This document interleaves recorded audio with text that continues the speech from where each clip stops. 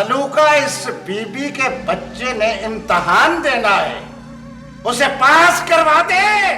करवा दूंगा।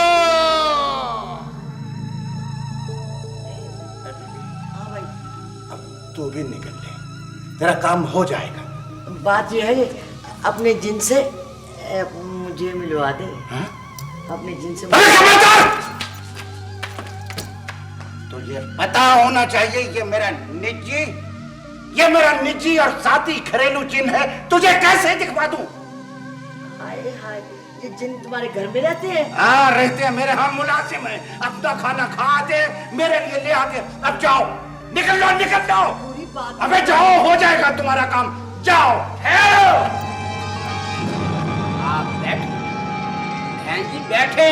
अच्छा भाई शुक्रिया, इन्होंने तो काम मेरे तो खा दिए चिल्लाकर। बहन जी, ये नकली जिन था जो पर्दे के पीछे बोल रहा था। अबे ओ गुस्ताख, अबे तू कौन है? मैं तुझे जलाकर भस्म कर दूंगा।